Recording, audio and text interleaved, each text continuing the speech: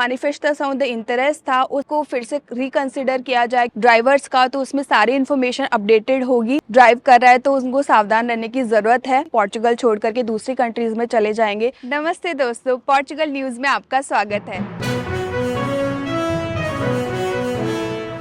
मैं देख रही हूँ कि काफ़ी सारे लोग इस न्यूज़ को पसंद कर रहे हैं, तो अगर आपको मेरे वीडियोस अच्छे लग रहे हैं तो वीडियो को ज़रूर आप देखने के बाद लाइक कीजिए, और अगर आप मेरे चैनल पे नए हैं तो सब्सक्राइब भी कर लीजिए। तो चलिए शुरू करते हैं। तो इस हफ्ते की पहली न्यूज़ है, जैसे कि आप लोग को पता है कि पोर्चुगल की जो इकोनॉमी है बहुत ज़्यादा डिपेंड है टूरिज़्म पे। तो टूरिज़्म की वजह से बहुत सारे सिटीज़ में, जैसे कि मेजर सिटीज़ है लिस्बन, पोर्टो, वहाँ पर बहुत ज़्यादा क्राउड हो जाता है। और बहुत सारे यूरोपियन सिटी में अभी ये प्रॉब्लम आ रही है कि ओवर टूरिज़्म हो गया है, जिसकी वजह से बहुत सारी सिटीज़ यूरोप में टैक्स लगा रही है टूरिज़्म पे। तो अभी जैसे लिस्बन का टूरिज़्म टैक्स था 2 यूरोज़, तो वो अभी बढ़ा करके शायद 4 यूरोज़ करने वाले हैं। वो इसलिए टैक्स चार्ज करते हैं क्योंकि सिटी की सुंदरता और सस्टेनेबिलिटी को ध्यान में रखा जाए और क्लीन हुआ जाए। और जैसे कि अभी दिव्यंका त्रिपाठी के साथ हुआ इटली में, तो वैसा कुछ ना हो, सेफ़ बनाया जाए सिटी को। तो इसलिए ये टूरिज़्म टैक्स अभी लागू होने वाला है।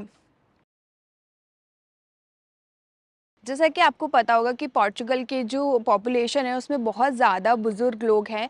यहाँ पर 3000 से भी ज़्यादा ऐसे लोग हैं जिनकी उम्र 100 साल से भी ज़्यादा है। आपकी नॉलेज के लिए आपको ये भी बता दूँ कि सबसे ज़्यादा एजेड लोग रहते हैं जापान में। और यहाँ पर जो पॉपुलेशन है वो काफ़ी ज़्यादा 50%, more than 50% is old age. और उसकी वजह से यहाँ पर हाईली स्किल्ड वर्कर जो होते हैं और इमिग्रेंट जो होते हैं उनको वेलकम किया जाता है। और ये अच्छी अपॉर्चुनिटी है उन लोगों के लिए जो हाईली स्किल्ड है, तो वो कंटिन्यू आ सकते हैं पोर्चुगल में, क्योंकि यहाँ पर इकोनॉमी चलाने के लिए यंग लोगों की, स्किल्ड लोगों की ज़रूरत पड़ने वाली है। अगली खबर है टैक्सी ड्राइवर, कैब ड्राइवर के लिए जो यहाँ पर टैक्सी चलाते हैं, कैब चलाते हैं, जैसे ऊबर है, बोल्ट है। तो उन लोगों के लिए है, उन लोग को थोड़ा सावधान रहने की ज़रूरत है, क्योंकि आईएमटी बोल्ट और ऊबर के साथ में एक ऐसा पोर्टल आने वाला है जिसमें अपडेटेड डेटा रहेगा ड्राइवर्स का, तो उसमें सारी इन्फॉर्मेशन अपडेटेड होगी। क्योंकि अभी बहुत ज़्यादा इलीगल होता है कि लोग क्या करते हैं, किसी और की आईडी लेकर के ड्राइविंग करने लगते हैं, और इस वजह से प्रॉब्लम हो जाती है पैसेंजर की सेफ्टी के लिए भी और जो रोड पर लोग हैं उनके लिए भी।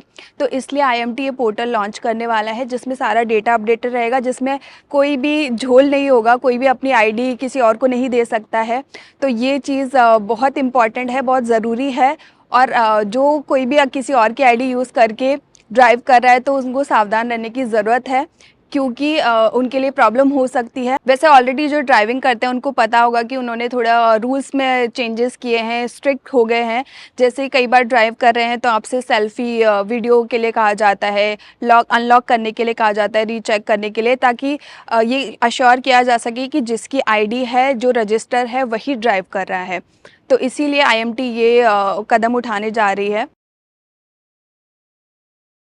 अगली खबर है इमिग्रेंट्स के लिए, और ये एक अच्छी खबर हो सकती है, क्योंकि जो इमिग्रेंट रिप्रेजेंटेटिव है उन्होंने प्रेसिडेंट मार्सेलो द सोसा से रिक्वेस्ट किया है कि जो मैनिफेस्टोस ऑन द इंटरेस्ट था, उस रूल को, जो लॉ को हटा दिया गया है आर्टिकल 88 और 89, उसको फिर से रिकंसिडर किया जाए। क्योंकि बहुत सारे इमिग्रेंट्स हैं जो यहाँ पर ऑलरेडी आ भी चुके हैं पोर्चुगल में। कंफर्म किया है, उन्होंने वादा किया है कि वो ज़रूर इसके लिए गवर्नमेंट को पुश करेंगे, और फिर से सितंबर में या फिर नियर बाय उसके बाद में इस बारे में बात की जाएगी, और हो सकेगा तो फिर से आर्टिकल 89 और 88 को फिर से स्टार्ट किया जाएगा। फिर से आप फाइल लॉक कर सकते हैं।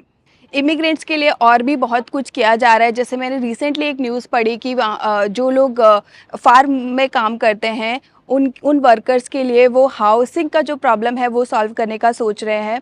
क्योंकि अगर आप हाउस और आप प्रॉपरली सैलरी प्रोवाइड नहीं कर रहे हैं तो बहुत सारे इमिग्रेंट्स जो है वो पोर्चुगल छोड़ करके दूसरी कंट्रीज़ में चले जाएंगे, जो बेटर उनको सैलरी दे रहे हैं, बेटर बेनिफिट्स दे रहे हैं। तो इसीलिए इस चीज़ पर भी काम किया जाएगा।